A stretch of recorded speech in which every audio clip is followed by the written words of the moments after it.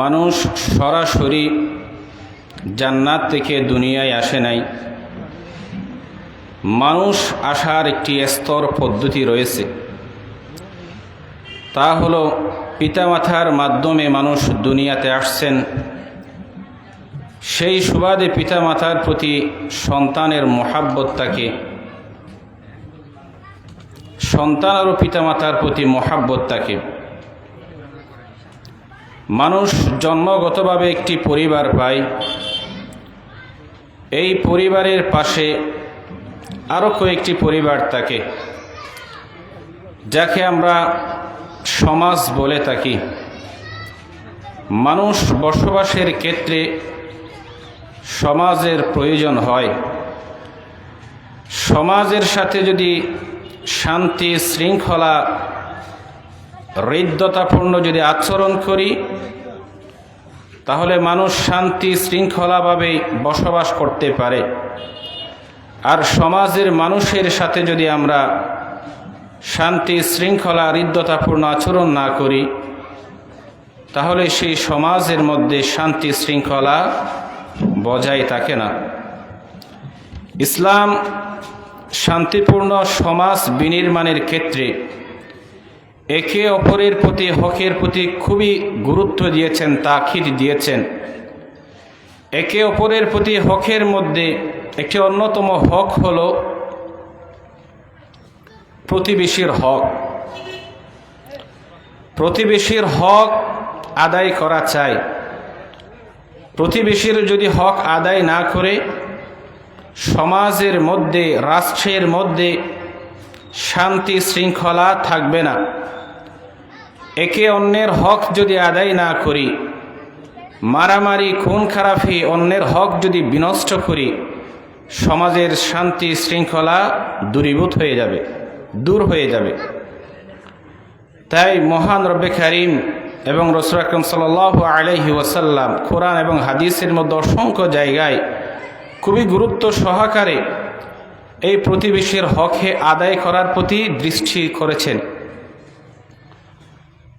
মুহতারাম হাজিরিন, প্রতিবেশী কারা?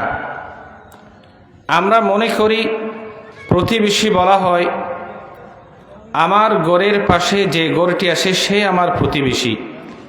এটির মধ্যে আমরা সীমাবদ্ধ করে রেখেছি। মূলত বিষয় এমন না। প্রতিবেশী বলা হয় আপনি যার সাথে কাজ করতেছেন, আপনার সাথে যে কাজ করতেছে, ক্ষণিকের সময়ের জন্য হোক, সামান্য নির্ধারিত সময়ের জন্য হোক, সেই নির্ধারিত সময়ের ক্ষেত্রে সে আপনার প্রতিবেশী। বিকেলবেলায় যার সাথে খেলতে গেছেন, পড়ার টেবিলে যার সাথে একসাথে পড়েন, আপনার জমির পাশে যার জমি আছে, আপনার বাড়ির পাশে যার বাড়ি আছে, এমনকি আমরা যারা এক জায়গা থেকে অন্য জায়গায় যাই, বিমানে করে হোক, গাড়িতে করে হোক, জাহাজে করে হোক, নৌকায় করে হোক, পায়ে হেঁটে হোক, যতক্ষণ পর্যন্ত আপনার পাশে যে ব্যক্তি থাকবে, ক্ষণিকের সময়ের জন্য সে আপনার প্রতিবেশী। যার সাথে ব্যবসা করতেছেন, দোকানের পাশে দোকান আছে, সে আপনার প্রতিবেশী, সে আপনার প্রতিবেশী। এই প্রতিবেশী মুসলমানও হতে পারে, অমুসলিমও হতে পারে, আত্মীয় হতে পারে, অনাত্মীয় হতে পারে। যেই হোক না কেন, প্রতিবেশীর হক আদায় করা চাই। প্রতিবেশীর হক আদায় করা চাই। এক হাদিসে বর্ণিত আছে, রাসূল আকরাম সাল্লাল্লাহু আলাইহি ওয়াসাল্লাম বলেন, প্রতিবেশী শ্রেণী বিন্যাস হিসেবে 3 প্রকার। আল জিরানু সালাসা, প্রতিবেশী শ্রেণী বিন্যাস হিসেবে 3 প্রকার। জারুন লাহু হাক্কুন ওয়াহিদ ওয়া হুয়া আদনাল জিরানি হাক্কান জারুন লাহু হাক্কান। যার এক দিক থেকে হক রয়েছে সে সর্বকনিষ্ঠ প্রতিবেশী। রাসূল সাল্লাল্লাহু আলাইহি ওয়াসাল্লাম বলেন, যার 2 দিক থেকে হক রয়েছে সে মধ্যম পন্থার প্রতিবেশী। ওয়াজারুন লাহু সালাসুন হুকুকিন ওয়া হুয়া আফদালুল জিরানি হাক্কান। যার 3 দিক থেকে হক রয়েছে সে হলো সবচেয়ে উত্তম প্রতিবেশী। এবার আসেন, কে সর্বকনিষ্ঠ প্রতিবেশী, কে মধ্যমপন্থ প্রতিবেশী এবং কে উত্তম প্রতিবেশী। রাসূল সাল্লাল্লাহু আলাইহি ওয়াসাল্লাম বলেন, فأما الجار الذي له حق واحد فجار مشرك لا رحم له, যার এক দিক থেকে হক রয়েছে সে হলো মুশরিক, মুসলমান নয়, অমুসলিম এবং অনাত্মীয়, সেই ক্ষেত্রে তার হক থাকবে এক সর্বনিম্নের প্রতিবেশীর হক হিসেবে। অমুসলিম, অনাত্মীয় কিন্তু আপনার প্রতিবেশী, আপনার হক রয়েছে প্রতিবেশীর ক্ষেত্রে। 2 নাম্বার, রাসূল সাল্লাল্লাহু আলাইহি ওয়াসাল্লাম বলেন, ওয়া আম্মাল জারুল্লাযী লাহু হাক্কানি ফাজারুন মুসলিমুন লাহু হাক্কুল ইসলাম ওয়া হাক্কুল জিওয়ার। 2 নাম্বার হক হলো এক আপনার প্রতিবেশী, তার উপর সে মুসলমান, সেই ক্ষেত্রে তার হক 2 ক্ষেত্রে, মুসলমানের হকও প্রতিবেশীর হকও। এটি হলো মধ্যম পন্থার প্রতিবেশী। নাম্বার 3, وأما الذي له 3 حقوق فجار مسلم ذو رحم له حق الجوار وحق الإسلام وحق الرحم। 3 নম্বরের মধ্যে যেটি সবচেয়ে আফজল, সবচেয়ে উত্তম প্রতিবেশী, সে হলো এক আত্মীয়র, এর উপর মুসলমান, এর উপর প্রতিবেশী। আত্মীয়তার হক, মুসলমানের হক, প্রতিবেশীর হক, 3 ধরনের হক তার প্রতি আপনার করা চাই, আদায় করা চাই। যাই হোক মুহতারাম হাজরিন, এই হাদিস থেকে এতটুকু বুঝতে পারলাম, আমার প্রতিবেশী সে মুসলমানও হতে পারে, অমুসলিমও হতে পারে, আত্মীয়ও হতে পারে, অনাত্মীয় হতে পারে, যেই হোক না কেন সে আমার প্রতিবেশী মানি, তার হক আদায় করা চাই, তার হক আদায় করা চাই।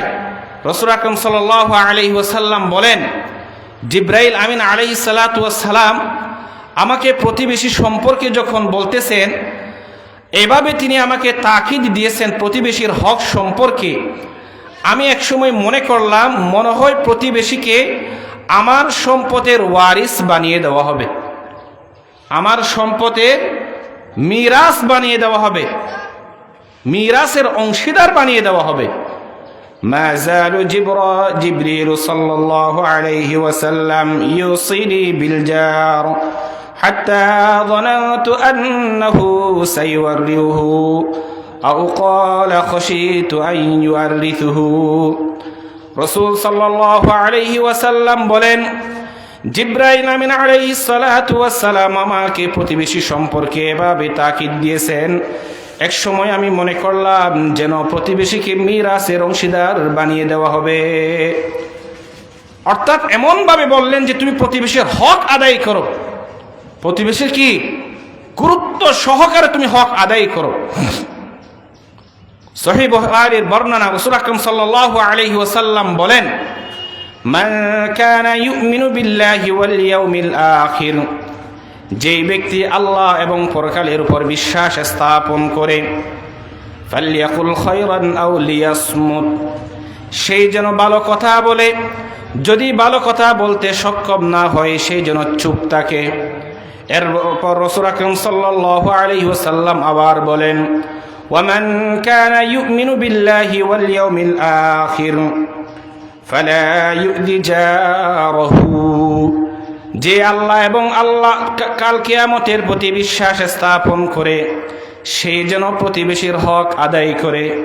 রাসূল সাল্লাল্লাহু আলাইহি ওয়াসাল্লাম হাদিসের শেষ অংশে আবার বলেন, ওয়ামান কানা ইউমিনু বিল্লাহি ওয়াল ইয়াউমিল আখির, যে আল্লাহ এবং পরকালের উপর বিশ্বাস স্থাপন করে, ফালইউকরিম দাইফাহু, সেই যেন মেহমানদারির ব্যবস্থা করে, মেহমানের কদর করে। রাসূল আকরাম সাল্লাল্লাহু আলাইহি ওয়াসাল্লাম এই হাদিসের মধ্যে 3টি কথা বললেন, বলতেছেন যে আল্লাহ এবং কাল কিয়ামতের প্রতি বিশ্বাস স্থাপন করে সে যেন ভালো কথা বলে, যদি ভালো কথা বলতে না পারে সে যেন চুপ থাকে। কি থাকে ভাই? সে যেন চুপ থাকে, চেষ্টা করবে যা কিছু বলে ভালো কথা বলার জন্য। ভালো কথা বলতে যদি সে সক্ষম না হয় তার মুখ দিয়ে যদি ভালো কথা বাহির না হয় সেজন্য চুপ থাকে। চুপ থাকাও একটা বড় ইবাদত। এরপরের জুমলায় রাসূল সাল্লাল্লাহু আলাইহি ওয়াসাল্লাম বলেন, ফালা ইউদি জারহু, কাল কিয়ামতের উপর যে বিশ্বাস স্থাপন করে এবং আল্লাহর প্রতি যে বিশ্বাস স্থাপন করে সেজন্য প্রতিবেশীর হক আদায় করে। কি করে ভাই? প্রতিবেশীর হক আদায় করে।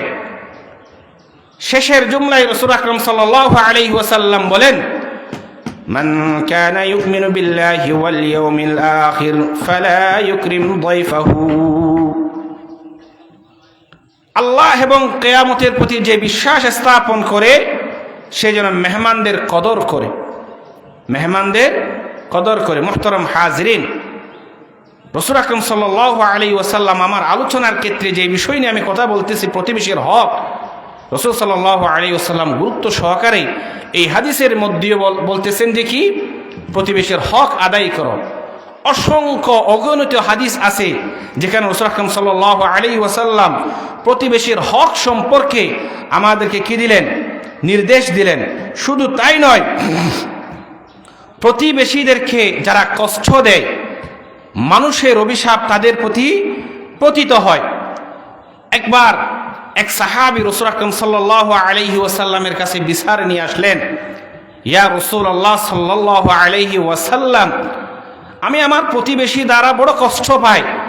আমার প্রতিবেশী নানান কারণে আমাকে কষ্ট দেয়, যার কারণে আমার ক্ষেত্রে সেইখানে বসবাস করাটা খুব কষ্টকর হয়ে যাচ্ছে। রাসূল আকরাম সাল্লাল্লাহু আলাইহি ওয়াসাল্লাম বললেন, ইযহাব ফাসবির, চলে যাও, ধৈর্য ধারণ করো। কি করো? যাও, ধৈর্য ধারণ করো। ফাআতাহু মাররাতাইনি আও সালাসান, এইভাবে 3 বার, 2 থেকে 3 বার তিনি অভিযোগ নিয়ে আসলেন, বিচার নিয়ে আসলেন রাসূল আকরাম সাল্লাল্লাহু আলাইহি ওয়াসাল্লামের নিকট। ইয়া রাসূলুল্লাহ সাল্লাল্লাহু আলাইহি ওয়াসাল্লাম, আমি আমার প্রতিবেশীর দ্বারা বড় কষ্ট পাই, নানান কারণে, এই কারণে কষ্ট দেয়, ওই কারণে কষ্ট দেয়, রাতে ঘুমাতে দেয় না, বড় বড় ডেক সেট বাজায়, এক্সেট্রা এক্সেট্রা কারণে আমি কি কষ্ট পাই। এবার রাসূল সাল্লাল্লাহু আলাইহি ওয়াসাল্লাম বলেন, ইযহাব ফাতরাহ মাতাআকা ফিত তরিক, যাও, তুমি গিয়ে একটি কাজ করো। কি কাজ করবা?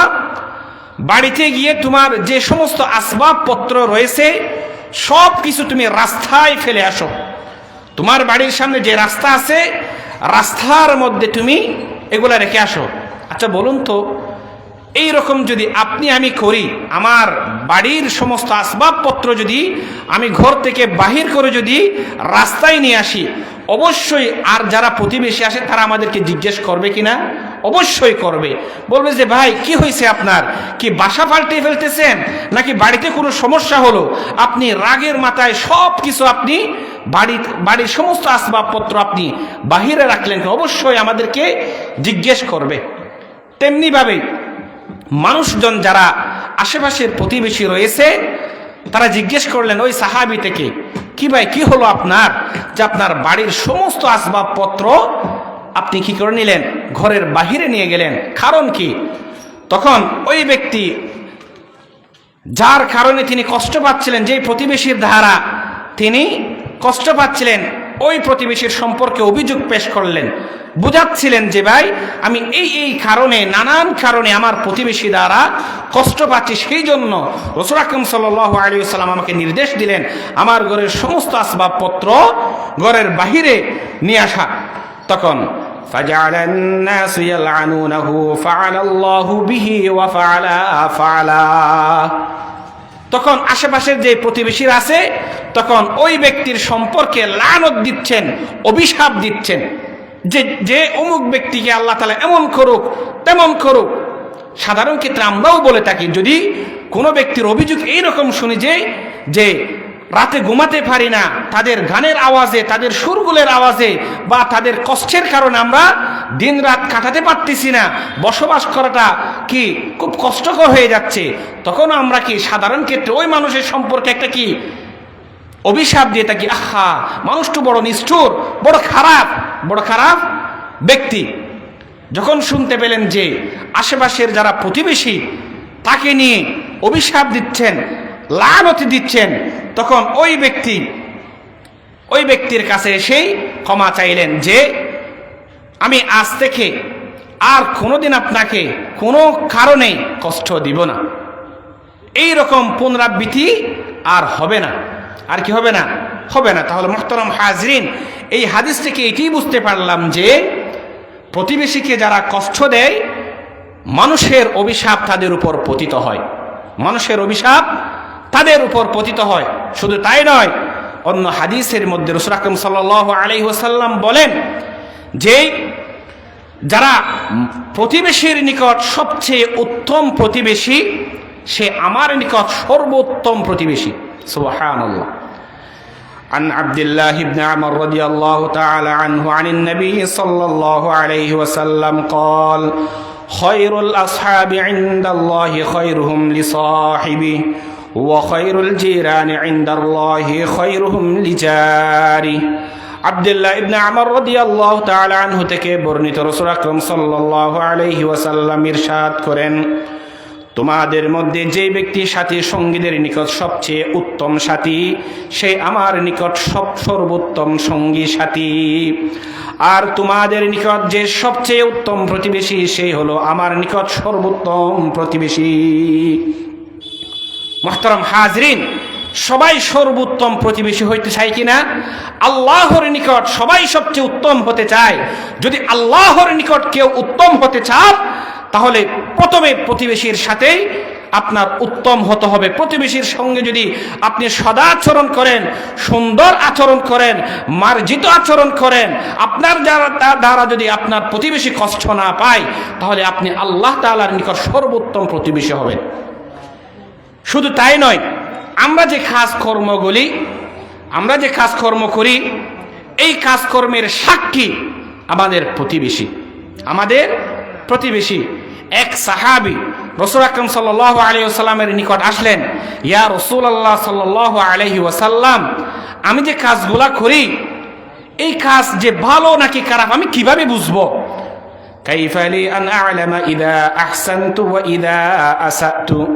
ইয়া রাসূলুল্লাহ সাল্লাল্লাহু আলাইহি ওয়াসাল্লাম, আপনি বলে দিন যে আমি যে কাজ কর্মগুলা করি, এইগুলা ভালো নাকি খারাপ আমি কিভাবে বুঝবো? قال النبي صلى الله عليه وسلم إذ قال إذا سمعت جيرانك يقولون أن قد أحسنت فقد أحسنت। রাসূল আকরাম সাল্লাল্লাহু আলাইহি ওয়াসাল্লাম বলেন, তুমি যদি শুনতে পাও তোমার প্রতিবেশী তোমার কাজ সম্পর্কে যদি বলে যে তোমার কাজ ভালো, তাহলে তুমি মনে রেখো তোমার কাজ ভালো।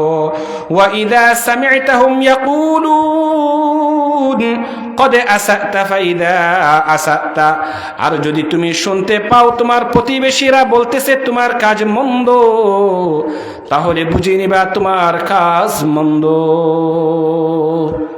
মুহতারাম হাজরিন, আমাদের কাজের কর্মের সমস্ত কিছুর সাক্ষীকে আমাদের প্রতিবেশীরা যদি আমাদের নিয়ে সাক্ষী দেয় যে আপনার কাজকর্ম, আপনার আয় ইনকাম, আপনার কথাবার্তা সবচেয়ে ভালো উত্তম, তাহলে মনে রাখতে হবে আমার আয় উপার্জন, আমার চলাফেরা, আমার কথাবার্তা সবচেয়ে উত্তম। আর যদি তারা যদি বলে যে না আপনার ইনকাম আয় হারাম, তারা দেখতেছেন আপনি হারাম উপার্জন করতেছেন, আপনার ভাষা ভালো নয়, আপনার চলাফেরা ঠিক নাই, তাহলে মনে রাখবেন আপনার কিছুই ঠিক নাই। আচ্ছা বলুন তো, প্রতিবেশীরা আমাদের নিয়ে জাস্টিফাই কখন করবে যে আমরা ভালো নাকি খারাপ? এটা কখন করবে? আমরা যদি প্রতিবেশীর সাথে সুন্দর মার্জিত আচরণ করি, তখন তারা আমাদের সম্পর্কে এই রকম ভালো ধারণা করবেন যে আপনার কাজকর্ম, আপনার চলাফেরা, আপনার কথাবার্তা সবচেয়ে উত্তম। এটি কখন সাক্ষী দিবেন? যদি আমরা তাদের সাথেই ভালো আচরণ করি। আর যদি তাদের সাথে খারাপ আচরণ করি, তারা কখনোই আমাদের সম্পর্কে কি ভালো সাক্ষী দিবেন না, বলবেন আপনার কাজ মন্দ, আপনার কথাবার্তা মন্দ, আপনি তো খারাপ লোক, বেহাইয়া লোক, নির্লজ্জ লোক। এভাবে আমাদের সম্পর্কে কি দিবেন ভাই? সাক্ষী দিবেন। শুধু তাই নয়, মুহতারাম হাজরিন, অবাক হয়ে যাবেন আরেকটি হাদিস শুনলে। যারা প্রতিবেশীর হক নষ্ট করে, অন্যান্য হক নষ্ট করার ক্ষেত্রে যদি 1 গুণ গুনাহ হয়, প্রতিবেশীর হক নষ্ট করলে 10 গুণ গুনাহ হবে। রাসূল আকরাম সাল্লাল্লাহু আলাইহি ওয়াসাল্লাম একবার সাহাবী কেরামদেরকে জিজ্ঞেস করলেন যে আসহাবাতু আনিজ জিনা, ও আমার সাহাবীগণ, আচ্ছা জিনা কি তোমরা কি জানো? জিনা কি?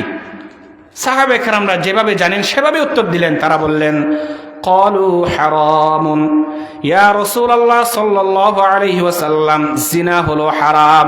তার কারণ বর্ণনা করলেন হারামাল্লাহু ওয়া রাসূলুহু, জিনা হারাম হওয়ার কারণ হলো আল্লাহ এবং আল্লাহর রাসূল তা হারাম ঘোষণা করলেন, সেই জন্য জিনা হারাম। এরপর রাসূল আকরাম সাল্লাল্লাহু আলাইহি ওয়াসাল্লাম বলেন লিআন ইয়াজনিয়া আর-রাজুলু বিআশরি নিসওয়া আইসারু আলাইহি মিন আন ইয়াজনিয়া বিইমরাতি জারিহি, যদি কোনো ব্যক্তি 10 জন নারীর সাথে জিনা করলে যেই সমপরিমাণ গুনাহ হয়, একজন প্রতিবেশীর স্ত্রীর সাথে জিনা করলে সেই সমপরিমাণ গুনাহ হয়। চিন্তা করে দেখেন, কোন ব্যক্তি যদি 10 জন নারীর সাথে জিনা করলে যেই সমপরিমাণ গুনাহ হয়, একজন প্রতিবেশীর স্ত্রীর সাথে সে গুনাহ করলে, জিনা করলে সেই সমপরিমাণ 10 জন নারীর সাথে জিনা করার সমপরিমাণ গুনাহ দেবে। নাউযুবিল্লাহ। এটা কি বুঝাইলেন? প্রতিবেশীর হক বুঝাইলেন, প্রতিবেশীর গুরুত্ব বুঝাইলেন। এরপর রাসূল আকরাম সাল্লাল্লাহু আলাইহি ওয়াসাল্লাম সাহাবীদেরকে আবার জিজ্ঞেস করলেন ওয়াসালাহুম আনিস সারিকা, ও আমার সাহাবীগণ, আচ্ছা চুরি কি তোমরা কি জানো কিনা? চুরি কি? সাহাবে কেরামরা উত্তর দিলেন ক্বালু হারামুন ইয়া রাসূলুল্লাহ সাল্লাল্লাহু আলাইহি ওয়াসাল্লাম, চুরি করা হারাম। তার কারণ হিসেবে বর্ণনা করলেন হারামাল্লাহু আযজা ওয়া জাল, রাসূল আকরাম সাল্লাল্লাহু আলাইহি ওয়াসাল্লাম এবং আল্লাহ সুবহানাহু ওয়া তাআলা চুরি করাকে হারাম ঘোষণা করলেন, সেই জন্য চুরি করা হারাম। এরপর রাসূল আকরাম সাল্লাল্লাহু আলাইহি ওয়াসাল্লাম বলেন লিআন ইয়াসরিকা মিন 10 আহলি আবিয়াত আইসারু আলাইহি মিন আন ইয়াসরিকা মিন বাইতি জারি, কোন ব্যক্তি যদি 10টি ঘর থেকে চুরি করলে যেই সমপরিমাণ গুনাহ হয়, একজন প্রতিবেশীর ঘর থেকে চুরি করলে সেই সমপরিমাণ গুনাহ হয়। 10 ঘর থেকে চুরি করলে যেই সমপরিমাণ গুনাহ হয়, প্রতিবেশীর ঘর থেকে চুরি করলে সেই সমপরিমাণ গুনাহ হয়। 10টি ঘরের চুরি করলে যে সমপরিমাণ গুনাহ হয়, প্রতিবেশীর ঘরের থেকে চুরি করলে সেই সমপরিমাণ গুনাহ হয়। আজকের যুবকরা প্রতিবেশীর ঘরের ডাব চুরি করে ফেলে, আম চুরি করে ফেলে, লিচু চুরি করে ফেলে, বিভিন্ন ফল ফলাদি নির্দ্বিধায় নির্ভয়েই চুরি করে ফেলে। ওই যুবক মনে রাখবা, যেই প্রতিবেশীর ঘরের যদি চুরি করে থাকো, 10টি বাড়িতে চুরি করলে যে সমপরিমাণ গুনাহ হয়, সেই সমপরিমাণ গুনাহ হয় যদি প্রতিবেশীর ঘর থেকেই চুরি করলে। মুহতারাম হাজিরিন, আমাদের জীবনের একটাই লক্ষ্য থাকে যে আমরা নামাজ পড়ি, যাকাত আদায় করি, টাকা পয়সা থাকলে হজ আদায় করি, রোজা রাখি, তার একটি কারণ হলো জান্নাত পাওয়ার লোভে। কিসে ভাই? জান্নাত পাওয়ার লোভে। রাসূল আকরাম সাল্লাল্লাহু আলাইহি ওয়াসাল্লাম বলেন লা ইয়াদখুলুল জান্নাতা মান লা ইয়ামানু জারুহু বাওয়াইকহু, ওই ব্যক্তি কখনো জান্নাতে প্রবেশ করতে পারবে না যার অনিষ্টতা থেকে তার প্রতিবেশী নিরাপদ নয়। ওই ব্যক্তি কখনো জান্নাতে প্রবেশ করতে পারবে না যার অনিষ্টতা থেকে, যার কষ্ট থেকে তার প্রতিবেশীরা কি নয়? নিরাপদ নয়। তাহলে মুহতারাম হাজিরিন, আমাদের নামাজ কোথায় যাবে? আমাদের রোজা কোথায় যাবে? আমাদের যাকাত কোথায় যাবে? আমাদের তাহাজ্জুদ কোথায় যাবে? আমাদের আওয়ামিল কোথায় যাবে? সুন্নত, নফল, ইবাদত, সাদকা কোথায় যাবে? যদি আমার প্রতিবেশী আমার থেকে যদি নিরাপদ না থাকে, তাহলে আমি জান্নাত পাবো না। লা ইয়াদখুলুল জান্নাতা মান লা ইয়ামানু জারুহু বাওয়াইকহু, কখনোই জান্নাতে প্রবেশ করতে পারবে না যে প্রতিবেশীর, যার প্রতিবেশী তার থেকে নিরাপদ নয়, অনিষ্টতা থেকে কি নয়? নিরাপদ নয়। তাহলে মুহতারাম হাজিরিন, আমি জান্নাতে প্রবেশ করতে হলেই আমার প্রতিবেশী আমার থেকে কি হতে হবে? নিরাপদ হতে হবে, তাহলে আমি জান্নাত পাব। আর যদি আমার প্রতিবেশী আমার থেকে নিরাপদ না হয়, তাহলে কখনোই জান্নাত পাবো না। এবার আসেন, সবচেয়ে কাছের প্রতিবেশী কারা, উত্তম প্রতিবেশী কারা, নিম্ন শ্রেণীর প্রতিবেশী কারা? শুরুতেই বললাম, একবার হযরত আয়েশা রাদিয়াল্লাহু তাআলা আনহা রাসূল আকরাম সাল্লাল্লাহু আলাইহি ওয়াসাল্লামকে জিজ্ঞেস করলেন, ইয়া রাসূলুল্লাহ সাল্লাল্লাহু আলাইহি ওয়াসাল্লাম, আমার দুইজন প্রতিবেশী আছে, আমি কাকে হাদিয়া দেব? আমার দুইজন প্রতিবেশী আছে, আমি কাকে কি হাদিয়া দেব? রাসূল আকরাম সাল্লাল্লাহু আলাইহি ওয়াসাল্লাম বলেন, ইলা আকরাবিহিমা মিনকা বাবান, যেটি তোমার দরজার সবচেয়ে কাছে তাকেই তুমি কি দিবা? হাদিয়া দিবা। অর্থাৎ আপনার ঘরের পাশে যে ঘর, এটি সবচেয়ে কি কাছের প্রতিবেশী। এখানে আবার শ্রেণী বিন্যাস আছে, শুরুতেই বলেছিলাম, যদি মুশরিক হয় প্রতিবেশীর হক, যদি মুসলিম এবং কি হয় প্রতিবেশী হয় মুসলমানেরও হক, প্রতিবেশীর হক, যদি আত্মীয় হয়, এর উপর যদি মুসলমান হয়, এর উপর যদি প্রতিবেশী হয়, তার উপর তিন ধরনের কি হক কি থাকবে? হক থাকবে। তাহলে প্রতিবেশীর হক আদায় করা চাই। শুধু হক আদায় করলে হবে না, সাথে সাথে মন্দ প্রতিবেশী থেকে আল্লাহর কাছে দোয়া চাইতে হবে, ও আল্লাহ আমাকে মন্দ প্রতিবেশী থেকে কি করেন? তাআউযু বিল্লাহ, হে আল্লাহ মন্দ প্রতিবেশী থেকে আমাকে হেফাজত করেন। মুহতারাম হাজিরিন, রাসূল আকরাম সাল্লাল্লাহু আলাইহি ওয়াসাল্লাম বলেন, মরু প্রান্তরে, মরু অঞ্চলের মধ্যে যে প্রতিবেশীগুলা থাকে, এগুলা ক্ষণস্থায়ীর জন্য তাবু টাকলেন, মরুভূমিতে তাবু টাকলেন, যতক্ষণ তাবু আছে ততক্ষণ আপনার সেই প্রতিবেশী। তাবু তুলে যদি সে চলে যায়, সে চলে গেল। আর যেগুলা স্থাবর সম্পত্তির উপর আমরা যেগুলা কি করি, ঘর বাঁধি, এখানে যদি আপনার প্রতিবেশী যদি ভালো না হয়, তাহলে সারা জীবন আপনার কষ্ট পাইতে হবে, সারা জীবন কষ্ট পাইতে হবে। সেই জন্য মুহতারাম হাজিরিন, আল্লাহ তাআলার কাছে কি করতে হবে? এই প্রতিবেশী থেকে, খারাপ মন্দ প্রতিবেশী থেকে কিভাবে আমি বাঁচবো, দোয়া চাইতে হবে। আয় আল্লাহ আমাকে খারাপ মন্দ প্রতিবেশী থেকে আমাকে হেফাজত করুন। এবার আসেন, প্রতিবেশীর হক কি কি? হুজুর এতক্ষণ তো বললেন প্রতিবেশীর ফজিলত সম্পর্কে তো বললেন, আমরা প্রতিবেশীর হক কি কি আদায় করব? নাম্বার 1, প্রতিবেশীর উপকার করা। একজন বৃদ্ধ লোক দেখতেছেন রাস্তা দিয়ে বাজারের ডোলা নিয়ে হেঁটে যাচ্ছেন, আপনি তাকে একটু হেল্প করলেন। আপনি যুবক, হাট্টা কাট্টা মজবুত, আপনি একটু কি নিলেন? তার বাজারের ডোলাটা নিলেন। রিক্সা নিয়ে আসতেছেন, টমটম নিয়ে আসতেছেন, একজন আপনার প্রতিবেশী হেঁটে যাচ্ছে, আপনি তাকে তুলে নিলেন, তাকে তুলে নিলেন। ভালো মন্দ আপনি পরামর্শ দিলেন। উপকার করা, প্রতিবেশীর কি করা ভাই? উপকার করা, সাহায্য সহযোগিতা করা। বিপদে পড়ে গেল, আপনি তাকে কি করলেন? সাহায্য করলেন, সহযোগিতা করলেন। প্রতিবেশীর কি করা ভাই? উপকার করা। 2 নাম্বার, প্রতিবেশীকে কষ্ট না দেওয়া, কোনো কারণেই প্রতিবেশীকে কষ্ট না দেওয়া। আপনার মেয়ের বিয়ে, আপনার ছেলের বিয়ে, আনন্দ ফুর্তি করতেছেন, বড় বড় ডেস্ক এনেই সারা রাত আর প্রতিবেশীকে ঘুমাতে দেন নাই, সারা রাত আর কি দেন নাই? ঘুমাতে দেন নাই। শুধু তাই নয়, এখানেই বস না, অনেক সময় দেখা যায় যে একটু হেঁটে গেলেই আমি আমার ময়লাগুলো এই যে সামনের যেটা আছে নালা বা যেটা বলেন এই নদীর মধ্যে ফেলে দিতে পারি না, আমি কষ্ট করব না, দরজার সামনে বা অন্যের ঘরের সামনে ফেলাই দিলাম, রাস্তায় ফেলাই দিলাম। ময়লা আবর্জনগুলা কি রাস্তার পাশে ফেলাই দিলাম, অথবা ঘরের যেগুলো আছে যে আপনার এগুলো কি বলে হাল বা এই যে এটা দেওয়ালের ওই পাশে একটু গেট দিয়ে বাহির না হয়ে দেওয়ালের এই পাশ দিয়ে ফেলাই দিলাম, রাস্তায় পড়ে গেল ময়লাগুলা। অনেক সময় মা বোনরা এরকম করে মাছ টাছ বেশি দেওয়ালের এই পাশে ফেলে দেয়, রাস্তায় পড়ে গেল। আপনার প্রতিবেশীর হাঁটতে কষ্ট হয়ে যায়, মারাত্মক কষ্ট এটি। অনেক সময় দেখেন মরা মুরগি, মরা ফসা মাছ, দুর্গন্ধ জাতীয় জিনিস রাস্তায় ফেলে দিই, নাক দিয়ে এভাবে চলতে হয়। আপনার একজনের একটু অলসতার কারণে পুরা প্রতিবেশী কষ্ট পাচ্ছে। চিন্তা করে দেখেন কত বড় জঘন্য পাপ না আপনি করতেছেন। তাহলে মুহতারাম হাজিরিন, প্রতিবেশীকে কষ্ট দিব না। কয়টি বেলা? প্রথম 1 নাম্বার প্রতিবেশীর উপকার করব, 2 নাম্বার প্রতিবেশীকে কি দেব না? কষ্ট দিব না, 3 নাম্বার প্রতিবেশীর কষ্ট সহ্য করব।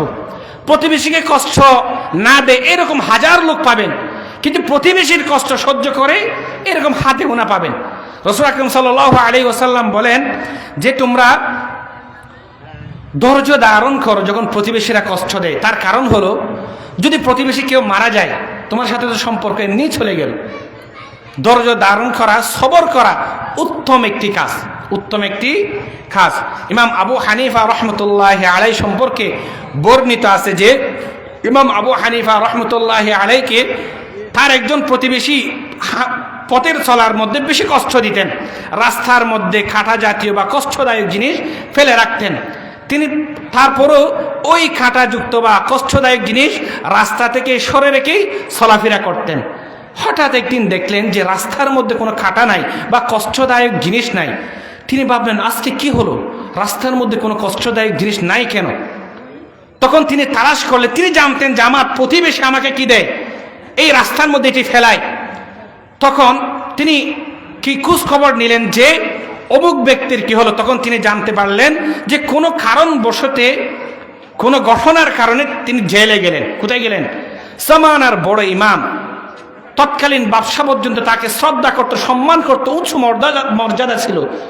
তো তিনি থানায় গিয়ে তিনি কি সুপারিশ করলেন ওই প্রতিবেশীর জন্য, সুপারিশ করে তাকে জেল থেকে রেহাই দিলেন। কিন্তু ওই প্রতিবেশী জানে না কেই রেহাই দিল, কেই সুপারিশ করলো। অবশ্যই কেউ এরকম জেল থেকে মুক্তি হওয়ার পর জানতে চায় যে আমার বিল কে করাইলো, আমার সুপারিশ কে করাইলো।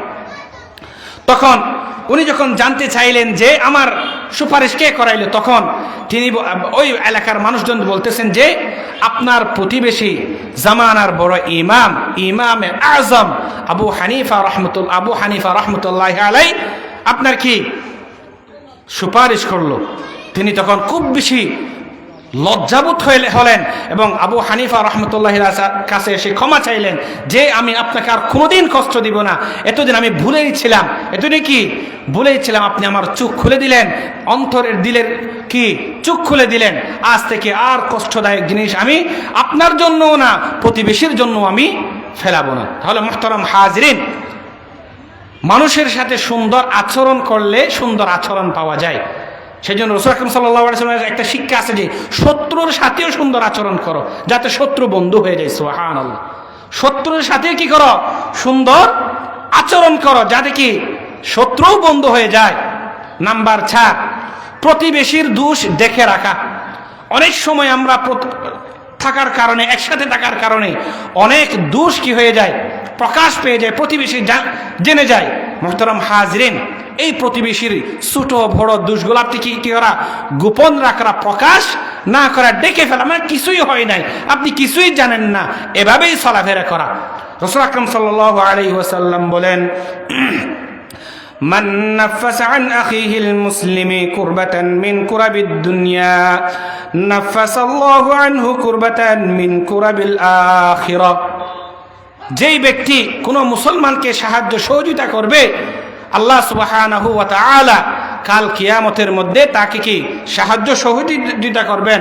ওয়ামান সাতারা আলা আখিহিল মুসলিম সাতারাহুল্লাহু ফিদ দুনিয়া ওয়াল আখিরাহ। কোন মুসলমান যদি অপর মুসলমানের যদি দোষ গোপন রাখে, আল্লাহ সুবহানাহু ওয়া তাআলা তার দোষ দুনিয়া এবং আখিরাতের মধ্যে গোপন রাখবেন। সুবহানাল্লাহ। দুনিয়া এবং আখিরাতের মধ্যে কি রাখবেন ভাই? গোপন রাখবেন। তাহলে মুহতারাম হাজিরিন, প্রতিবেশীর দোষ কি রাখবো ভাই? গোপন রাখবো। কি রাখবো? গোপন রাখবো। 5 নাম্বার, অসুস্থ হলে, আমার প্রতিবেশী যদি অসুস্থ হয়, তাহলে তাকে কি করতে যাব? দেখতে যাব। তাকে কি করতে যাব? দেখতে যাব। যদি আমার সাথে যদি ভালো কোনো ডাক্তারের সাথে সুসম্পর্ক থাকে, আমি ওই প্রতিবেশীকে দেখাই দিব, বা ওই ডাক্তারের সাথে যোগাযোগ করে যাতে ফিস কম নেই, বা অথবা ভালোভাবে যাতে পর্যবেক্ষণ করে সেই সম্পর্কে ওই ডাক্তারের সাথেই কথা বলেই ওই প্রতিবেশীকে সেই ডাক্তারের কাছে পৌঁছানোর ব্যবস্থা করব। অসুস্থ ব্যক্তির সেবা করব। অসুস্থ ব্যক্তির কি করব ভাই? সেবা করব। এরপর নাম্বার 6, প্রতিবেশীর সাথে উত্তম আচরণ করা। এটি শুধু প্রতিবেশীর সাথে নয়, সবার সাথেই উত্তম আচরণ করা। কি করা ভাই? সবার সাথে উত্তম আচরণ করা। হযরত মুআজ রাদিয়াল্লাহু তাআলা আনহু রাসূল আকরাম সাল্লাল্লাহু আলাইহি ওয়াসাল্লামকে বলেন, ইয়া রাসূলুল্লাহ আউসিনি, ইয়া রাসূলুল্লাহ আমাকে কিছু উপদেশ দেন। কি দেন? কিছু উপদেশ দেন। তখন রাসূল আকরাম সাল্লাল্লাহু আলাইহি ওয়াসাল্লাম বলেন, ইত্তাকিল্লাহা হাইসুমা কুনতা আও আইনামা কুনতা। আই মুআজ, তুমি যেইখানে থাকো, যেইভাবে থাকো, যেই অবস্থায় থাকো, আল্লাহকে ভয় করো। কি করো? আল্লাহকে ভয় করো। এরপর মুআজ রাদিয়াল্লাহু তাআলা আনহু বলেন, জিদিনি ইয়া রাসূলুল্লাহ, আমাকে আরো উপদেশ দেন। রাসূল সাল্লাল্লাহু আলাইহি ওয়াসাল্লাম বলেন, আতবিইস সাইয়্যাতাল হাসানাতা তামহুহা। যখন তোমার কোনো গুনাহ হয়ে যায়, সাথে সাথে কোনো ভালো কাজ করো। যখনই তোমার কোনো গুনাহ হয়ে যায়, 2 রাকাত নফল নামাজ পড়ো। যদি নামাজ না পড়ার সুযোগ না থাকে, কিছু টাকা সদকা করে দাও, তওবা ইস্তিগফার পড়ে নাও। অর্থাৎ গুনাহ হওয়ার সাথে সাথে কোনো একটা ভালো কাজ করো। কি করো? সাথে সাথেই ভালো কাজ করো। মুআজ রাদিয়াল্লাহু তাআলা আনহু বলেন, জিদনি ইয়া রাসূলুল্লাহ সাল্লাল্লাহু আলাইহি ওয়াসাল্লাম, আমাকে আরো উপদেশ দেন। তখন রাসূল আকরাম সাল্লাল্লাহু আলাইহি ওয়াসাল্লাম বলেন, খালিকিন নাসা বিখুলুকিন হাসান, মানুষের সাথে উত্তম আচরণ করো। মানুষের সাথে কি করো? উত্তম আচরণ করো। তাহলে মুহতারাম হাজিরিন, মানুষের সাথে কি করতে হবে? উত্তম আচরণ করতে হবে। নাম্বার 7, হাদিয়া আদান প্রদান করা। প্রতিবেশীকে মাঝে মধ্যে কি দেওয়া? হাদিয়া দেওয়া। এটা একটি মিসওয়াক হলে হোক। একজন মুরব্বীকে দেখলেন আপনার প্রতিবেশী, আপনি মিসওয়াক কিনতেছেন, তার জন্যও একটা কিনেন। অথবা ঘরের মধ্যে একটু ভালো রান্না করলেন, প্রতিবেশীর কাছে এক ডিব্বা পাঠান, এক টুকরো মাছ পাঠান। সেই ঘরে মুরব্বী আছে, মুরব্বীর নামে পাঠান। সবার জন্য তার সুযোগ হয় না যে আপনার মুরব্বীর জন্য পাঠালাম। হাদিয়া আদান প্রদান করা।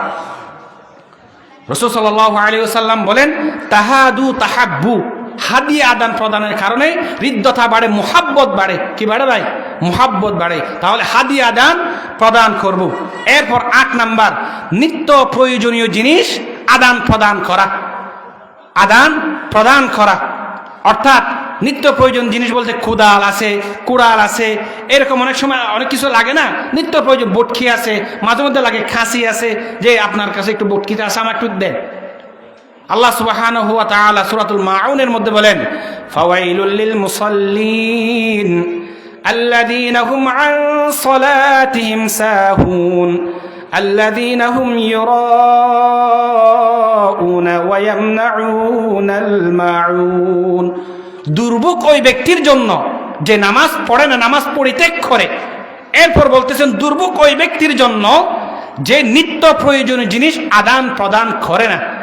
মাউন তো নিত্য প্রয়োজনীয় জিনিস কি করে না, এগুলা নিয়ে কিপটামি করে, মানুষকে দিতে চায় না, কিপটামি করে। যে নিত্য প্রয়োজনীয় জিনিস নিয়ে যে কিপটামি করে, তার উপর দুর্ভোগ, লানত। তাহলে মুহতারাম হাজিরিন, প্রতিবেশীর সাথে কি করব? নিত্য প্রয়োজনীয় জিনিস আদান প্রদান করব। নাম্বার 9, সাধারণ মুসলমানদের যে হকগুলো আছে এগুলো আদায় করব। সালাম দিব, সালামের উত্তর দিব, হাসির উত্তর দিব, জানাজায় শরীক হব। মৃত ব্যক্তির, আমার প্রতিবেশী মারা গেল, তার এখানে গিয়ে একটু কি শোকাহত হব, জানাজায় শরীক হব। যদি দাওয়াত দেয়, সেই দাওয়াতগুলো সম্ভব হলে কবুল করব, সম্ভব হলে তাকেও আমার ঘরে কি দাওয়াত দিব। নাম্বার 10, প্রতিবেশীর কল্যাণ কামনা করা। আপনি নামাজে আসলেন, আপনার প্রতিবেশীকে ডাকলেন না, এটি কল্যাণ নয়। আপনি কোনো ভালো কাজ করতেছেন, ভালো কাজের সাথে আপনার প্রতিবেশীকে শরীক করলেন না, এটি কল্যাণ নয়। আপনি নামাজে আসতেছেন, ডাক দিলেন, ওই যুবক তোমরা খেলতেছো কেন? ওই যুবক তোমরা বসে আছো কেন? আসো নামাজে যাই। ফজরে নামাজে আসতেছেন, আসসালাত আসসালাত বলে ডাক দেন, প্রতিবেশীকে ঘুম থেকে জাগিয়ে দেন। প্রতিবেশীর কল্যাণ কামনা করা, হিংসুটে না হওয়া। প্রতিবেশীর সবসময় কল্যাণ, আমি জান্নাতে যাব, সাথে আমার প্রতিবেশীও যাবে, এটা সবসময় নিজের মধ্যে কি চিন্তাধারার মধ্যে রাখা। আমি ভালো কাজ করতেছি, আমার প্রতিবেশীও যাতে ভালো কাজ করে, দিনের দাওয়াত দেওয়া, প্রতিবেশীর কল্যাণ কামনা করা। এরপর প্রতিবেশী হলো হক্কে সুফা। হক্কে সুফা বলা হয় যে, মনে করেন যে আপনার ঘর বিক্রি করে দিচ্ছেন, আপনার জমি বিক্রি করে দিচ্ছেন, প্রথমে হক হলো আপনার প্রতিবেশীকে জানান দেওয়া। আপনার ঘরের পাশে যে ঘর আছে, যদি যে দাম তুললেন এই দামে যদি সেই প্রতিবেশী নিতে পারে তাহলে সেই দামে তাকে দিবেন, আর যদি সেই দাম থেকে কম দেয় তাহলে তাকে দিবেন না। রাসূল সাল্লাল্লাহু আলাইহি ওয়াসাল্লাম তো এক হাদিসের মধ্যে এমনও বললেন যে দেখতেছ তোমার প্রতিবেশী নাই, এ হয়তো কোথাও সফরে গেছে, তোমার হঠাৎ তোমার ঘর বিক্রি করতে হচ্ছে, বা যার জমির পাশে জমি আছে আপনার জমিটি বিক্রি করতেছেন, আপনি অপেক্ষা করেন। কি করেন? অপেক্ষা করেন। আপনার প্রতিবেশী যখন আসবে তাকে জানান দেন, ভাই যে তোমার জমির পাশে যে আমার জমিটা আছে, অথবা তোমার ঘরের পাশে যে আমার ঘরটি আছে, আমি এটি বিক্রি করতেছি 10 লক্ষ টাকায়, 5 লক্ষ টাকায়, তুমি কি নিতে পারবা? যদি নিতে পারো তুমি নাও, আর যদি দিতে না পারো আমি বাহিরে বিক্রি করতেছি। তার কারণ হলো কি, দেখেন প্রতিবেশী, শুরুতেই বলেছিলাম যে প্রতিবেশী যদি মন্দ হয় সারা জীবন কষ্ট পেতে হবে। অনেকটা সময় দেখা যায় আমার 5 জন সন্তান আছে, অবশ্যই আমার বাড়ির পাশে যে জমিটি আছে এটা আমার খুব দরকার আমার সন্তানের ঘর বাড়ার জন্য। এখন আপনি যদি সেই জমিটি যদি অন্য একজনকে বিক্রি করে দেন তাহলে এটা আমার জন্য খুব কি বেদনাদায়ক, এটা কি বেদনাদায়ক। আর যদি অথবা অন্য একজন প্রতিবেশী আসলে সে খুব মন্দ, খুব খারাপ ব্যক্তি, যার সাথে আমার মিলবে না, যার আচরণ খারাপ, লেনদেন খারাপ, আয় উপার্জন খারাপ, এমন একজন ব্যক্তিকে আমার পাশে নিয়ে আসলেন, তাহলে কি হবে ভাই? এই প্রতিবেশীর দ্বারা আমি সবচেয়ে কষ্ট পাবো। এটি হক্কে শুফা না। হক্কে শুফা হলো প্রতিবেশীকে আগে জানান দেওয়া। তাহলে মোহতারাম হাজির, আমরা কি করব? আমার ঘর বিক্রি করলে, আমার জমি বিক্রি করলে আগে প্রতিবেশীকে জানান দেব যে ভাই এই দামে আপনি নিতে পারবেন কিনা। এই দামে যদি আপনি নিতে পারেন তাহলে আপনি আমার জমি নেন, আমার ঘর নেন, আর যদি নিতে না পারেন আমি বাহিরে বিক্রি করতেছি, বাহিরে বিক্রি। তাহলে আমরা কি করব ভাই? আগে আমার প্রতিবেশীকে জানান দেব। এরপর মুহতারাম হাজরিন, প্রতিবেশীর মধ্যে বড় লোক থাকে, দরিদ্র লোক থাকে, থাকে কিনা? দরিদ্র যারা আছে তাদের হক সবচেয়ে উঁচু মর্যাদায়। যারা দরিদ্র তাদের হক সবচেয়ে উঁচু মর্যাদায়। গরিব, ফকির, মিসকিন এদেরকে সম্মান করবেন, আদর করবেন, স্নেহ করবেন, শ্রদ্ধার চোখে তাকাবেন। টাকা নাই বলে তাকে অসম্মান করবেন না, তাকে মাঝে মধ্যে দাওয়াত দিবেন, খাওয়াবেন। ওই ব্যক্তি সবচেয়ে নিকৃষ্ট ব্যক্তি। রাসূল আকরাম সাল্লাল্লাহু আলাইহি ওয়াসাল্লাম বলেন, যে ব্যক্তি পেট ভরে খেয়ে ঘুমিয়ে যায় তার জানাবতে তার প্রতিবেশী না খেয়ে ঘুমায়, সে সবচেয়ে নিকৃষ্ট ব্যক্তি। আপনি জানেন আপনার প্রতিবেশীর ঘরের চাউল নাই, ডাল নাই, সে খেতে পারতেছে না, কিন্তু আপনি পেট ভর্তি করে খেয়ে ঘুমাচ্ছেন, আপনি সবচেয়ে নিকৃষ্ট ব্যক্তি, সবচেয়ে নিকৃষ্ট ব্যক্তি। আল্লাহ সুবহানাহু ওয়া তাআলা বলেন, জাহান্নামীরা যখন জাহান্নামে নাকি যাবে তাদেরকে প্রশ্ন করা হবে, মা সালাকাকুম ফি সাকার ক্বালু লাম নাকু মিনাল মুসাল্লিন ওয়া লাম নাকু নুতঈমুল মিসকিন। আচ্ছা, তোমরা যে জাহান্নামে আসলা তার কারণ কি? জাহান্নামীদেরকে প্রশ্ন করবে, মা সালাকাকুম ফি সাকার, তোমরা যে জাহান্নামে আসছো তার কারণ কি? তারা বলবে, আমরা দুনিয়ার মধ্যে নামাজ পড়তাম না। দুনিয়ার মধ্যে কি করতাম না? নামাজ আদায় করতাম না। ওয়ালাম নাকু নুতঈমুল মিসকিন, আমরা গরিব অসহায় মিসকিনদেরকে খাওয়াইতাম না। আমার টাকা ছিল, সম্পদ ছিল, আমি খেয়ে ঘুমাই যেতাম, আমার প্রতিবেশী না খেয়ে ঘুমাতো। এই কারণে আল্লাহ আমাকে জাহান্নামে দিলেন। নাউযুবিল্লাহ। মুহতারাম হাজরিন, তাহলে আমরা কি করব? প্রতিবেশীকে আমরা তো এখন আমাদের অনুষ্ঠানের মধ্যে বড় বড় যারা আছে তাদেরকে দাওয়াত করি, তাদেরকে দাওয়াত করি কয়েকটি কারণে। মনে দুঃখ নেবেন না, ছোট মানুষ, বড় কথা বলে ফেলতেছি। এক তো হতো হাদিয়া পাওয়ার কারণে, 2 সম্মান মর্যাদা করে, অথবা পাওয়ারফুল মানুষের কারণে। এইরকম আমরা আমাদের আরো একটা জাত প্রকাশ করবার জন্য আমরা যারা সমাজের বড় লোক, তারা তো এমনি খাইতে পারে, তাদেরকে দাওয়াত করি। আপনি দেখেন না, শ্রেণী বিন্যাস পর্যন্ত ভিন্ন। আপনি যখন খাবারের টেবিল সাজান, বড় লোকের জন্য আলাদা, গরিবদের জন্য আলাদা। বড় লোক চেয়ারে বসে খাবে, গরিবরা মাটিতেই খাবে। বড় লোক শান করে খাবে, কয়েক রকম আইটেম দিয়ে খাবে, স্যুপ, আর গরিবরা সাধারণ ডাল আর ঝুল এই সমস্ত নিয়ে, আলু আর গুস্ত নিয়ে মেরে দিল। কত নিকৃষ্ট কাজ, কত নিকৃষ্ট কাজ। অথচ দরকার ছিল আমি মেজবান করতেছি, আমি অনুষ্ঠান করতেছি, অন্যদেরকে খাওয়াচ্ছি, এই খাবারের হক সবচেয়ে বেশি হলো আমার প্রতিবেশী যারা সবচেয়ে গরিব আছে তারা। আমি যে মানুষদেরকে খাবার খাওয়াচ্ছি এটির হক খারা আমার প্রতিবেশীর মধ্যে যারা সবচেয়ে গরিব, অসহায়, দরিদ্র তারা। মুহতারাম হাজরিন, আল্লাহ আমাদেরকে হেদায়েত দান করুক, সহিহ বুঝ দান করুক। প্রতিবেশীর হক আদায়ের চেষ্টা করি, প্রতিবেশী উপকার করার চেষ্টা করি।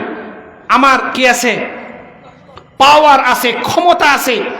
আমি দেখতেছি আমার একজন প্রতিবেশীকে অন্যায়ভাবে জুলুম করে একটি মিথ্যা মামলায় জেলে দিল।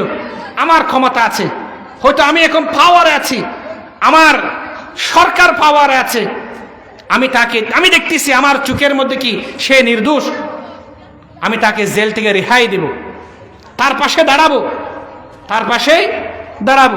এটাই হলো প্রতিবেশীর হক।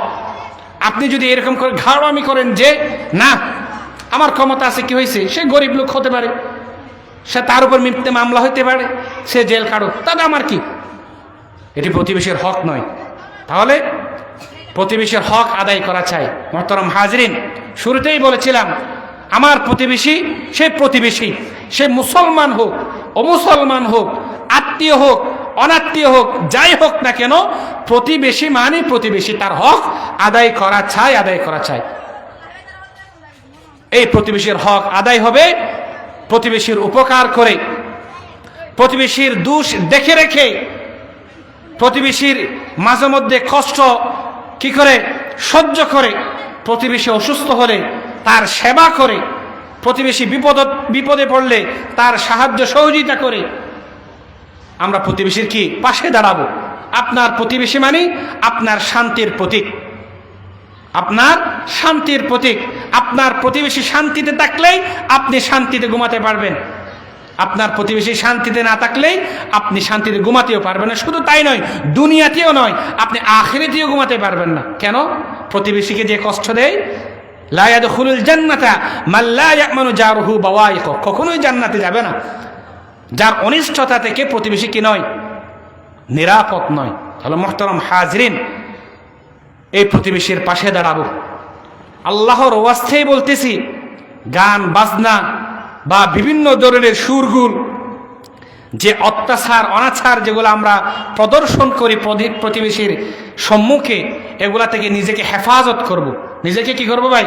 হেফাজত করব, দৃষ্টি রাখবো আমার কারণে যাতে আমার প্রতিবেশী কষ্ট না পায়, আমার কারণে আমি যে কাজকর্ম করতেছি এই কাজের দ্বারা কি আমার কোনো প্রতিবেশী কষ্ট পাচ্ছে কিনা এটি দেখবেন। অনেক সময় দেখা যায় আমার প্রতিবেশীর মধ্যে একটা যুবক আছে, হয়তো তার ইনকাম কম থাকার কারণে, অথবা একজন যুবতী আছে তার বাবার আয় কম হওয়ার কারণে বিয়ে দিতে পারতেছে না। পাশে দাঁড়াবেন, ওই যুবককে যেমনি করে হোক একটা কর্মস্থলের ব্যবস্থা করে দিবেন, ওই যুবকের জন্য একটা বিবাহর ব্যবস্থা করে দিবেন, ওই যুবতীর জন্য একটা ভালো দেখে ঘরের ব্যবস্থা করে দিবেন, বিয়ে শাদীর ব্যবস্থা করে দিবেন। এগুলো হলো আপনার প্রতিবেশীর হক, আপনার প্রতিবেশীর হক। আমরা প্রতিবেশীর হক নষ্ট করব না, মন্দ প্রতিবেশী হব না, ভালো প্রতিবেশী হব। কারা কারা ভালো প্রতিবেশী হব একটু আল্লাহকে হাত তুলে দেখান। আল্লাহ সুবহানাহু ওয়া তাআলা সবাইকে কবুল করুক। যা কিছু বলেছি আমাকে এবং আপনাদেরকে এবং পুরো জাতিকে, পুরো এলাকাবাসীকে মানার এবং বুঝার তৌফিক দান করুক। ওয়া আখির দাওয়ানা আলহামদুলিল্লাহি রাব্বিল আলামিন।